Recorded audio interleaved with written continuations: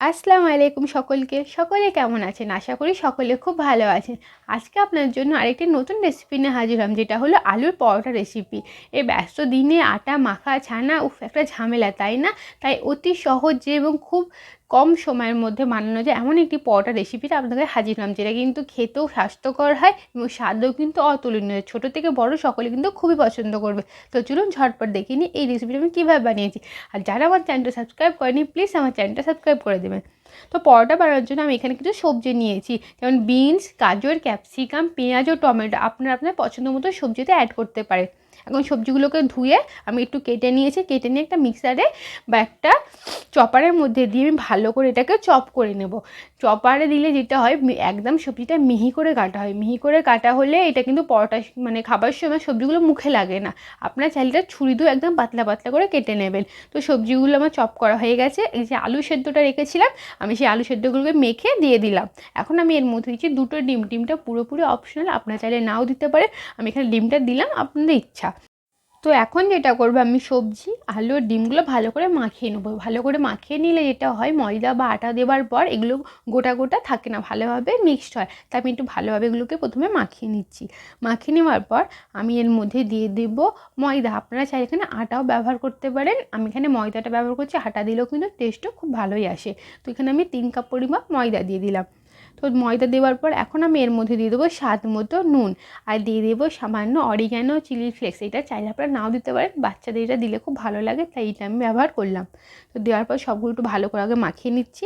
মাখিয়ে নেওয়ার পর আমি এখানে দেবো ঠান্ডা জল, একদম ঠান্ডা নয়, রুম টেম্পারেচার রাখা জলটা আমি এর মধ্যে ব্যবহার করলাম। দিয়ে আমরা একটা পাতলা ব্যাটার তৈরি করব। একদম গাঢ় না, একদম পাতলা না। দেখুন আমাদের ব্যাটার কিন্তু রেডি হয়েছে, দেখতেই পাচ্ছেন। একদম খুব ঠিকও না, খুব পাতলাও না। এই মিডিয়াম সাইজের ব্যাটার তৈরি করলে একদম পারফেক্টলি তৈরি হবে। ব্যাস, কমপ্লিট হয়ে গেল। আর কোনো ঝামেলা নেই। এবার ঝাঁটা আমরা মধ্যে পরোটা বানিয়ে নেবো। তার জন্য আমি এখানে যেটা করব, একটা আমি প্যান নেবো। এখানে প্যানটা গরম করে নেবো ভালো করে। তো প্যানটা গরম হয়ে গেছে। এখন আমি এর মধ্যে দিয়ে দেবো সামান্য একটু সাদা তেল। দিয়ে প্যানটাতে ভালো করে মাখিয়ে নিয়ে আমি আরেকটা প্যানের মধ্যে সাদা তেলগুলো ঢেলে দেবো, কারণ এটা খুব অল্প তেলেই তৈরি হয়, এটা বেশি তেলও লাগে না। তো আমি প্রথমে ব্যাটারটা আরেকটু ফেটে নিচ্ছি। ফেটে নিয়ে আমি অল্প অল্প করে প্যানের মধ্যে দিয়ে দেবো। তো এখানে আমি অল্প করে দিয়ে দিলাম। দিয়ে একটু প্যানটাকে ঘুরিয়ে নেবো, যাতে খুব ভালোভাবে এটা চারিদিকে মেলে যায়। তো হয়ে গেল। এখন লো ফ্লেমে এটা রাখবো। এটা কিন্তু ইজিলি ছেড়েও যায়, এটা কোনোভাবে চিটাই না। তো এখন দেখতে পাচ্ছেন কতটা ইজিলি কিন্তু প্যান ছেড়ে দিয়েছে। এখন এটা আমরা উল্টিয়ে দেবো। দেখুন ধীরে করে উল্টে দেবো। ব্যাস, দেখতে পাচ্ছেন খুব সুন্দর একটা কালার চলে এসেছে। এই পর্যায়ে একটু গ্যাসের ফ্লেমটা বাড়িয়ে উলট পালট করে সেঁকে নেবো। তো দেখলেন কত কম সময়ে কম তেলে কিন্তু আমাদের ঝটপট তৈরি হয়ে গেল এই আলুর পরোটাটা। দেখতেই পাচ্ছেন একদম গোল তৈরি হয়েছে, কোনো ঝামেলা ছাড়াই। তো এইভাবে আমরা সবগুলো আমাদের পরোটা করে নেব। তো আবার আমি প্যানের মধ্যে ব্যাটারটা দিয়ে দিলাম। ব্যাটারটা দেওয়ার পর আমি একটু ঘুরিয়ে ফিরিয়ে নেব, যাতে খুব ভালোভাবে এটা চারিদিকে মেলে যায়। ব্যাস, এখন আবারও উলট পালট করে এটা সেঁকে নেব। এটাকে আরেকটু আমি মচমচে বানানোর জন্য ওপর থেকে আরেকটু তেল নেব। তেল দিয়ে এটাকে আরেকটু মচমচে করে ভাজবো, তাহলেও কিন্তু এটা খেতে খুব ভালো হয়। বাচ্চারা যেহেতু একটু মচমচে টাইপের পরোটা ভালোবাসে, তা তাদের জন্য কিন্তু এটা একদম পারফেক্ট। তাই একটু তেল দিয়ে আবার আমি উলট পালট করে ভেজে নিচ্ছি। দেখুন কেমন মচমচে করে এটা ভাজা হয়েছে, দেখতেই পাচ্ছেন। দেখতে কত লোভনীয় লাগছে।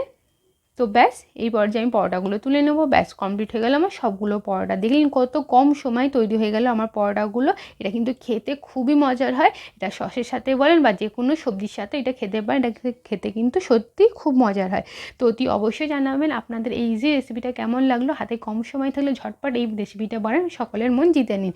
তো রেসিপিটা কেমন লাগলো অতি অবশ্যই জানাবেন, লাইক সাথে বলবেন না। টাটা, দেখা হবে আপনার সাথে আবারও নেক্সট ভিডিওতে।